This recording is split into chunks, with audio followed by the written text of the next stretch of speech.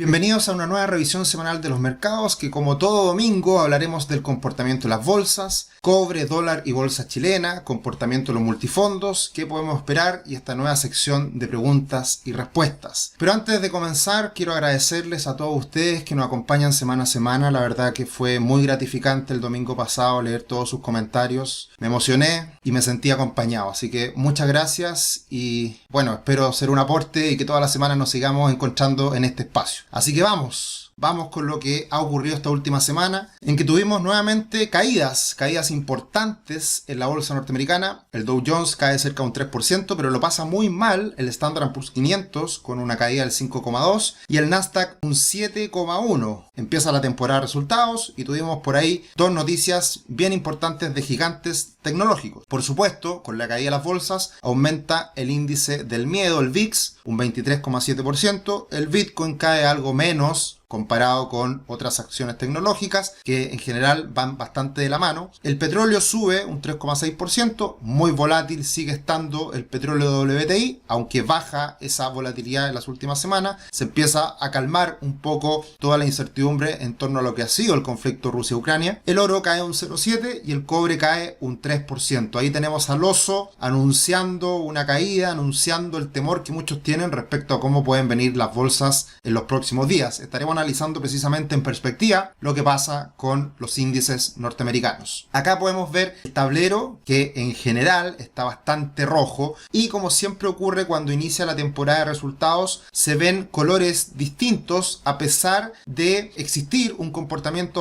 bastante a la baja en la bolsa en su conjunto. Y eso pasa por el hecho de que hemos visto los resultados, por ejemplo, de Tesla, que salieron muy buenos y por ese motivo Tesla sube. El sector de consumo defensivo también anda relativamente bien. Cuando las bolsas caen, el consumo defensivo suele ser el lugar en donde muchos se refugian, pero tenemos caída importante en algunas acciones tecnológicas como Google, un 6% de baja, Apple un 2%, Microsoft más o menos lo mismo, y tenemos el gran desplome de la semana como fue de Netflix, con una caída en el conjunto de estos últimos días de un 36%. Así que ahí podemos ver cómo se va comportando el mercado en este contexto de caída de las bolsas y también en un contexto de entrega de resultados empresariales. Y el resumen de la semana: no tuvimos actualización de Investing con sus fantásticos cómics, pero por ahí pude encontrar algunas imágenes entretenida en este caso de Sam Jerome Powell. Todos le estamos rezando a Sam Jerome Powell, que en general ha tenido discursos muy, ¿cómo decirlo? Han sido bastante, nos ha defraudado en su comunicación Jerome Powell en todo el tiempo que ha estado a la cabeza de la Reserva Federal. Y esta semana no fue distinto. La verdad que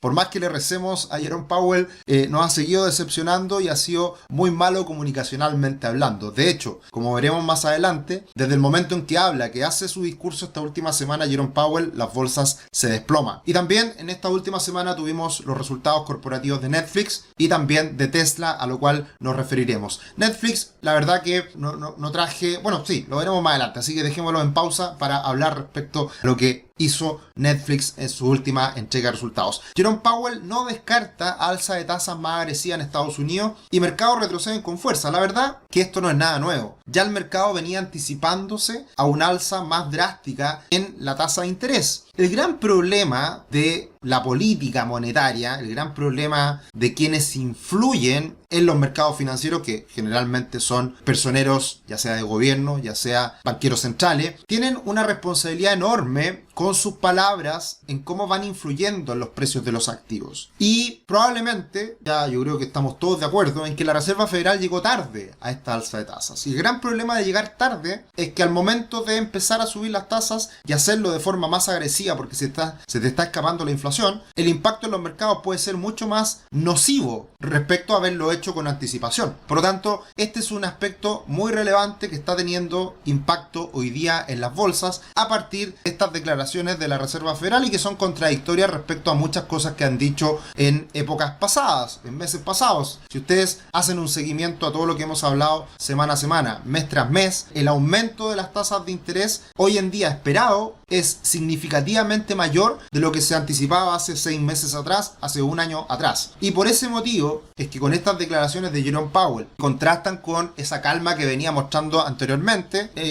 provoca este rally a la baja del Standard & Poor's 500, que en solo la última semana corrige más de un 5% 10% desde el máximo a el mínimo del cierre del día viernes. Por lo tanto, el impacto de estas palabras de Jerome Powell es enorme y da cuenta de una especie de nerviosismo que está teniendo hoy día la Reserva Federal frente al aumento de la inflación y poder contener esas expectativas inflacionarias en este momento. ¿De qué manera se manifiesta todo esto en cuanto a expectativas? Es el hecho de que vendría un alza de tasas de 50 puntos bases ahora en mayo y se espera para la reunión de junio un aumento de 75 puntos bases. O sea, en solamente 2 meses de aquí a junio vamos a tener un aumento de 1,25 puntos bases. Y si esto lo extrapolamos hasta el próximo año, hasta marzo del 2023, tenemos que la tasa de fondos federales alcanzaría un rango entre 3,25 a 3,5%. Y este ajuste sería el más pronunciado de un año desde el año 1989. Y ese es el problema, insisto, de ir lento, de ir de forma retardada haciendo el ajuste por parte de la Reserva Federal. Está haciendo un ajuste mucho más agresivo y en menos tiempo. Y eso es lo que eventualmente puede provocar una recesión, no ahora, sino que pensando en el 2023-2024, que es lo que hemos venido comentando en las últimas semanas. Y por este motivo, por esta alza que está siendo inesperada, con un alza, un ajuste importante, es que este año, el presente año 2022, estamos teniendo caídas del 10,4%, lo cual es muchísimo con todas las comparaciones que se hacen en cuanto al Standard & Poor's 500, en el conjunto de años, en año de elecciones, etc. Y por lo tanto, hoy en día, también un mes de abril que suele ser muy positivo, está cayendo la bolsa de manera importante. Esto, de todas formas, hay que ponerlo en perspectiva. Todavía queda mucho para que finalice el año y por lo tanto puede haber una recuperación sin duda en las próximas semanas, próximos meses. Veremos más adelante qué cosas pueden influir en esta recuperación o si realmente tenemos una corrección más significativa por parte de la bolsa norteamericana. Así que hasta ahora estamos teniendo un año bastante al debe, un año bastante decepcionante para la bolsa norteamericana y veremos cómo sigue en las próximas semanas. Tuvimos los resultados de Netflix y la caída fue brutal. En un día la acción cae más de un 30% y desde que alcanzó un market cap, una capitalización bursátil de más de 300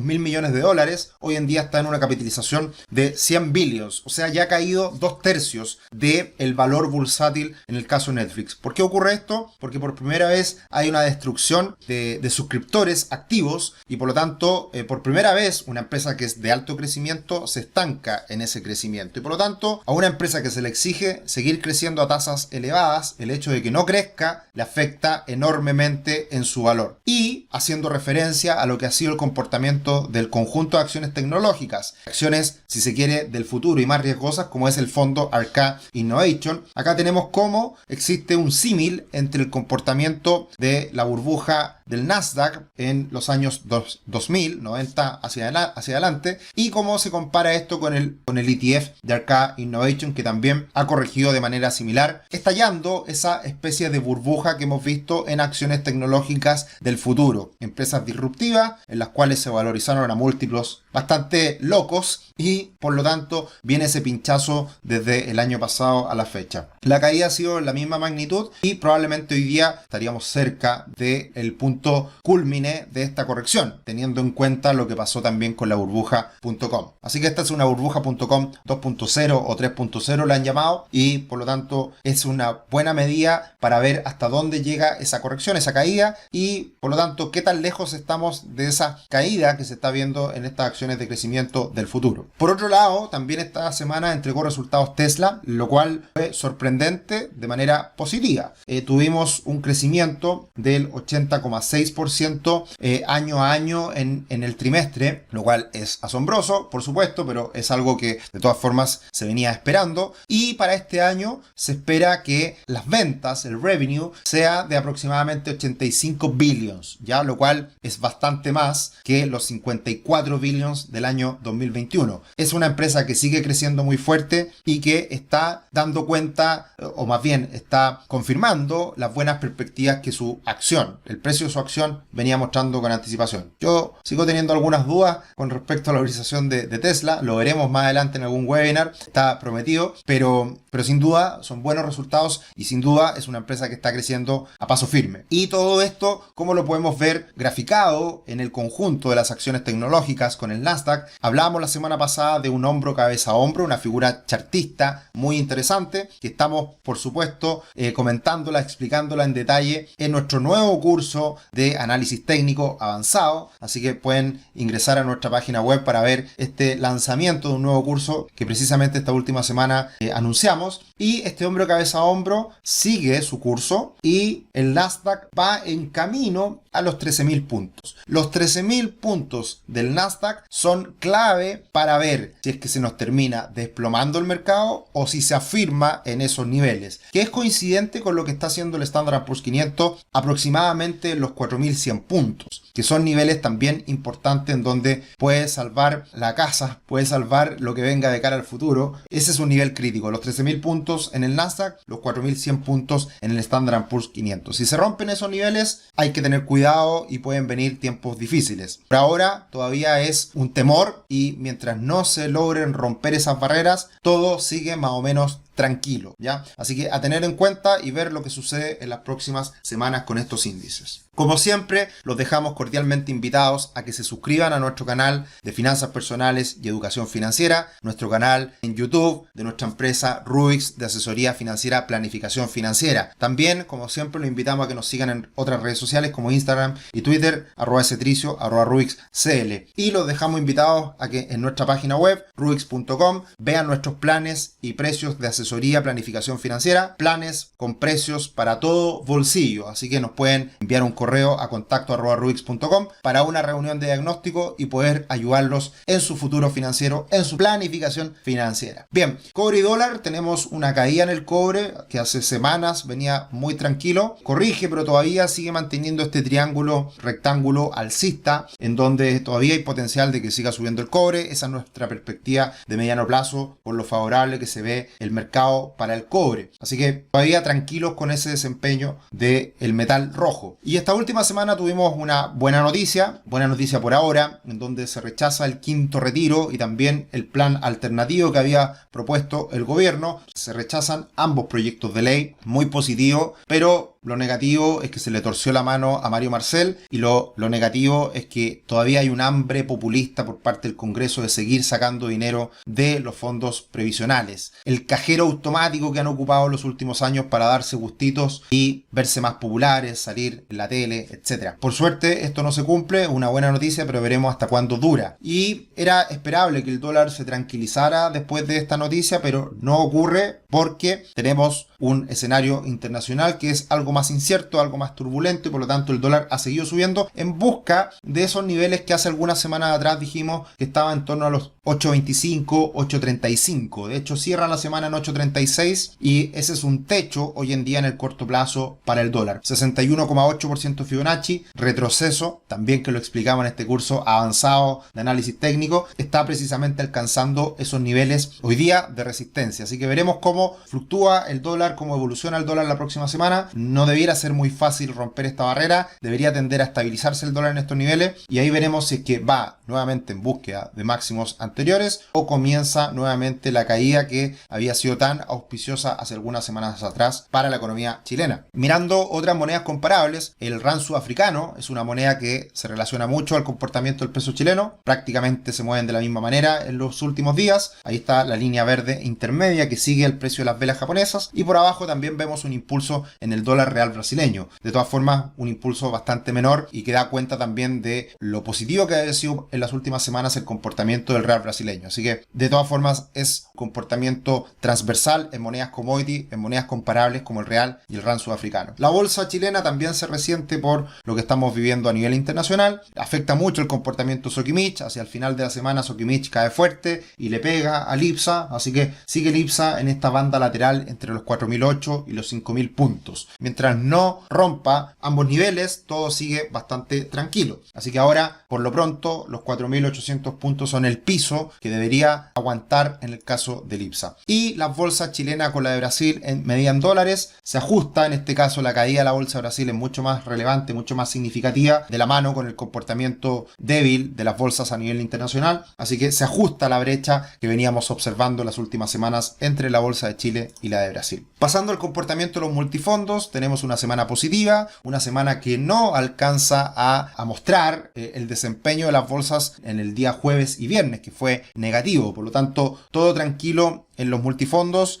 todos subiendo esta última semana en torno a un 1%. El multifondo E bastante bien por el hecho de que no se aprobaran esto o no avanzara en el Congreso estos posibles retiros. Así que por ese lado todo tranquilo. En cuanto a los fondos más riesgosos, pueden verse algo debilitados hacia el final de la semana con los valores cuotas que se van a conocer en el principio de la semana que viene. De todas formas, el alza del dólar debería amortiguar la caída de las bolsas de los últimos días. Y para hablar del futuro de las pensiones, tendremos un gran webinar este día martes. Los invito a que se suscriban a este webinar, que se inscriban. El día martes está en la página web, en la parte de eventos, este webinar que tendremos junto a Alejandra Cox, presidenta de la Asociación de AFP, y a David Bravo, economista y quien liderara la Comisión Bravo del segundo periodo de Michelle Bachelet. Así que tienen mucho que decir, mucho que hablar respecto al futuro de las pensiones. Hay mucha preocupación, está entre medio la discusión en la Convención Constitucional, los retiros, hay mucho tema asociado a las pensiones y por supuesto a nuestros clientes siempre los queremos acompañar en las decisiones de largo plazo, en cómo construir un mejor futuro financiero, y por supuesto también la planificación de las pensiones es algo muy relevante. Yo soy bien crítico al respecto, yo lo vengo diciendo hace mucho tiempo, desde que se abrió la ventana de los retiros, y que las pensiones en el futuro van a ser malas, van a ser peores, y nosotros nos tenemos que hacer cargo de esa planificación a futuro, y por eso es tan importante la asesoría financiera y lo que nosotros hacemos en Rubix. Bien, ¿qué podemos esperar esta semana que viene? Es la semana más importante en la entrega de resultados. Es cuando se juntan las grandes tecnológicas y entregarán resultados Microsoft, Google, Meta, Facebook y también Apple y Amazon. Así que muy importante la semana que viene. Probablemente también a partir de esta entrega de resultados se va a definir también el comportamiento del índice tecnológico y del Standard & Poor's 500, porque además también entregan otras empresas gigantes. Tenemos a Visa, tenemos a General Electric, 3M, Coca-Cola, ExxonMobil, Chevron y también Twitter, que hay que empezar a mirarla por todo lo que ha sido Elon Musk en las últimas semanas. Y también Boeing. La verdad que grandes empresas entregarán sus resultados en los próximos 5 días, así que hay que estar muy atento a cómo queda el resultado de esta entrega. Bien, y desde un punto de vista de una mirada a futuro, lo hemos venido comentando las últimas semanas, cuál es nuestra perspectiva, una perspectiva más tranquila, si se quiere, no tan preocupante respecto a lo que uno muchas veces se encuentra en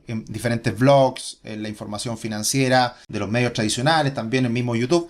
Nosotros no somos tan pesimistas porque creemos que el mercado ya tiene incorporado un temor relevante, y eso se ve en diferentes mediciones de sentimiento de mercado. Y acá hay algunos indicadores, en este caso para el Standard & Poor's 500, también para los bonos, que han caído de manera impresionante. También el sentimiento es bastante pesimista, y cuando ocurren ese tipo de situaciones suele ocurrir exactamente lo contrario. El sentimiento contrario, que a mí me encanta desde un punto de vista conductual, cómo se comportan los mercados, y por lo tanto cuando hay mucho pesimismo precisamente es el momento de comprar. Y el indicador que a mí más me gusta en ese sentido es el de la Asociación Americana de Inversionistas Individuales, que hoy día se encuentra bajo 20 puntos o bajo 20% de sentimiento alcista, e históricamente cuando alcanza niveles extremos de pesimismo, en este caso en que el sentimiento alcista es muy bajo, precisamente es ahí cuando se dan estos puntos de inflexión en donde la bolsa norteamericana empieza a recuperarse nuevamente. Así que hay varios analistas que ya están diciendo que estamos llegando a un punto de inflexión, un punto extremo en donde puede venir la recuperación. Yo opino lo mismo, por lo tanto me siento bastante tranquilo respecto a lo que venga en las próximas semanas, siempre y cuando no se rompan estos niveles críticos en el Standard & Poor's 500 y en el Nasdaq, que fue lo que hablamos hace un ratito atrás. En cuanto a noticias importantes esta semana, hoy día es la elección en Francia. Es muy probable que Macron